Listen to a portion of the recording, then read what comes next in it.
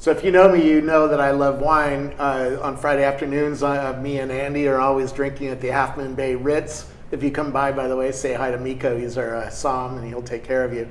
But I use this app called Ivino to watch what wines I'm drinking, and to suggest new ones. You know, here's a Sarah Francis, which I really love, and it catalogs it and does all sorts of stuff. It's the #1 wine app. They beat out 600 different wine apps to become #1, and we're going to talk about that right now with the co-founder.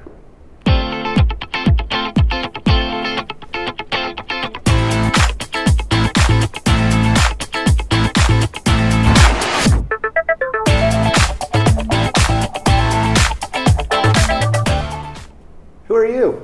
I'm Heine Zachariasen. I'm the CEO and founder of Ivino, the world's biggest wine app. And how the heck did you get into doing a wine app? That's a good question. Because are you a wine expert? Actually, that's the thing. I'm not. So I was completely clueless about wine and really needed help. So that's actually why we built this. I love numbers. I love ratings. So when I wanted to watch a movie, I went to IMDb. But when I went down to the supermarket, I saw like a wall of wine. I didn't know what to do. So basically, I needed help, and that's why we built this. Yeah. So when you started this company, there was 600 different wine apps? Yeah. There was just an abundance of wine apps out there, but none of them really had traction. And we didn't think too much about that. We really wanted to say, hey, we think there's a problem that can be solved, and we just went for that. I think there's a reason why someone like me who doesn't know wine did this, because someone who knows wine would probably know better. Don't do this, because the amount of data in wine is just crazy. People said to me, so what are you going to do? You're going to do Burgundy wine only, and now all wines in the world. And people just thought we were nuts. But if you keep going. How many different wines are in your database? So around 4 million different wines in the database. 4 million wines? Yes. And we have wow. 60 million different pictures now in the database. So it's become huge. And your data flows are getting to be pretty extraordinary. I heard 500,000 check-ins a day. Yes, so that's not an average. Our biggest day so far, yes, 500,000 wines scanned in one day. So around Christmas. That's a lot of wine. That's a lot of wine, you know. It's huge. You drunk alcoholics out there? People are having their fun. So yeah, it's good. And we just keep going up, so we're really happy with it. The really cool thing about that for everybody is that about a quarter of those actually rate the wine. So when we get 500,000 scans, we get 125,000 ratings in one day. Yeah. Just creates a much better product for everybody. And I think I agree with maybe 10% of them. Yeah. Because I'll be like trying some wine that gets a lot of good reviews. And I'm like, who's drinking this stuff? And where did you get 5 stars for this wine? I don't know. No, that's the thing, right? People are very different, of course, and taste is very different. Yeah. So. Well, tell me what the app does today, sure. and then you're bringing a new product to market soon, right? Yes, indeed. So the basic feature is you take a bottle of wine, you shoot the label, we send that up to our servers and match it with our database. And in almost any case, we'll come back to you with a very good description of the wine, a rating, and so on. Yeah. Even boutique wines. Sarah Francis only makes 300 bottles, and let's see what it says here for Sarah Francis, if I can click through it. 5-star rating, average price, they didn't put a price, so I should add a price because I know the price. Yeah. So 150, and so on and so forth. It's pretty nice. You see everybody's reviews, and you see if they like the reviews, on and on. Right? Especially, you could have friends that you really trust, right? Yeah. So you can see right away, oh, he or she tasted it and gave it 5 stars. This could be something for me. That's a question I have, because I know a couple somms, and I know Gary Vaynerchuk, right, whose dad owns a wine store. Yeah. Is there a way to find people like that who are super knowledgeable on wine and maybe follow them? Yeah, so we have a social feature so you can follow other people. Also made what we call featured users. So we keep an eye on everybody that is very active and does really good reviews and ratings. And they are being suggested in the app saying, hey, you should follow this person. Yeah. And then, of course, your Facebook friends, which I assume you have a few. Yeah. You can see whom of them are on there. But they don't know anything about wine, except for Jeff. Yeah, there's got to be one.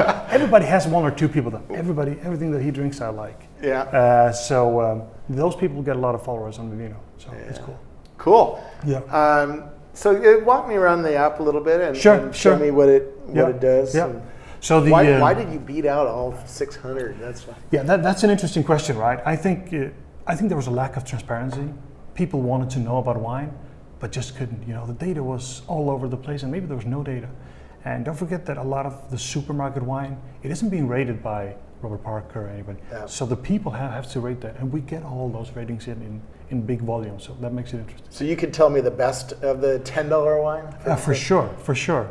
We don't have that in the app right now, but we could definitely find the best $10 wine. Yeah. Does it help you with that use case when you're at the grocery store looking at 400 different kinds of wine and you're like, I don't know. Now what to buy? Yeah. Usually you'll scan it really quickly. So you say, I want a California Pinot, and you can pick them up, and within a few seconds you have the information right away. We're definitely going to go in that direction. We would like to map all the wines in there. We're going to talk a little bit about that too. But in this, right now, you still have to scan the bottle. But our scan is real quick, so it's a matter of 5 seconds. We'll come back with you with the information. Are you able to tell me, what's the best wine from Napa?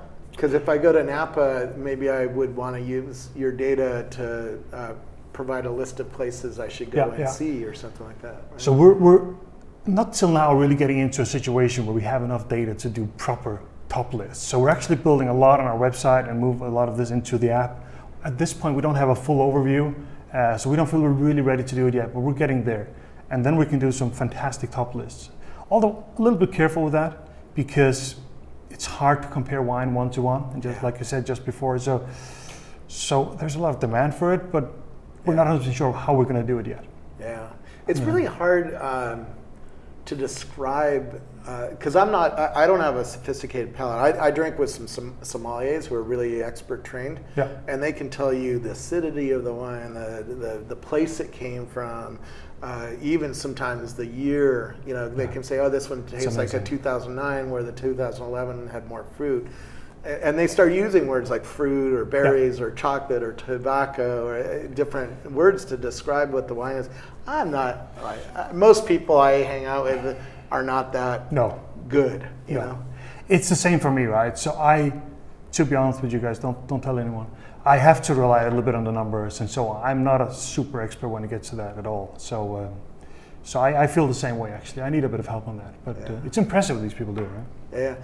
I found when I'm drinking with those guys that they like wine that is non-standard. They don't like the brand where most people like the brand because it tells them they're going to have a good experience. Yeah. But they want the weird experience. Yeah. They want the different kind of wine from a boutique winemaker, something different than they have had in the past. Yeah. And so the kind of person you're drinking with affects the kind of wine you're going to have as well, right? Yeah, for sure. Maybe they find there's some sport in that too, right? Yeah. Can I find something very interesting like from a small place? That's interesting for them too. Anyways, show me around. Sure. So the first thing you learn is actually the stream where you can look at your friends and what they're drinking. This we've actually moved forward in the app because we think we're going to be a more and more social app. And it's pretty interesting to see what your friends are drinking, see if they do a 5-star rating. You can see that I don't follow a lot of interesting people there. But take a look at this girl here. She's a featured user. Yeah. She's giving this one 3.5 star. I can move into the wine and look at, or I can look at her. Yeah. If I can, and it's going to show because this lady, she's done a lot of ratings, and she actually has a lot of followers too, as far as I remember. There we go. So she has almost 7,600 followers on here.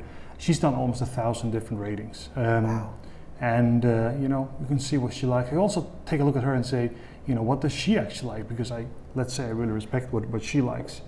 And it goes into her top ratings to see, what kind of stuff does she like? And she has a few 5-star ratings, so we can dig into her and so on. So, and she gets a lot of social activity, 49 likes, 3 comments, and so on. So, she's very active, and people like what she's doing.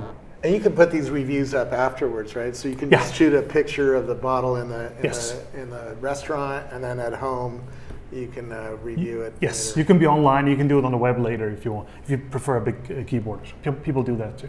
Yeah. And this is a free app, or It's a free app. We have a paid version too, which what's is the difference? the big difference is actually a seller tracker function, a seller management function where you can have your wines in and so on. It's pretty simple feature, but it works well. So that's the And main do you have thing. advertising? How do you make your business? So we don't make any money yet. We're venture funded. We really want to take this market. We're probably going to do some marketplace or something at some point. Yeah. And you're now that's cool if I Yeah. drink wine, but a lot of times I get to a restaurant. Like yesterday, I was eating at a place via Uno in Half Moon Bay, Yeah. Italian place. Well, he has a lot of Italian wine. He didn't have a lot of Napa wine. I know Napa wine pretty well. I have no clue when it comes to Italian wine. So I'm like, what should I order? I don't know. Are you thinking about that use case where you're stuck at a restaurant? What should I order? So this has been, people explore a lot of new wines at restaurants, right? Yeah. They come to a place, now I want to try something new. And we found that we didn't solve that problem really well because you don't have all the wine bottles ahead of you. You could do a text search. That'd be kind of cumbersome with 300 wines on. So we're doing a project here in San Francisco right now. It's going to be launched in late June. But the basic idea is that we've taken all the restaurants in the Bay Area where people go and drink wine. Not all, but we're mapping 300 different restaurants and putting in every single wine list on the card. And people can really explore it really quickly within the app. So the cool thing here is that when you look at a wine list, you have the name and the price. And someone like you might know a lot of wines on the lists, but most people don't, right? So they need help with this. So we've basically, there's what we call a nearby feature. So you sit down at a restaurant, open it up, and then it says verified wine list, which means we've added the actual wine list of this restaurant. And let's have a look at what it looks like.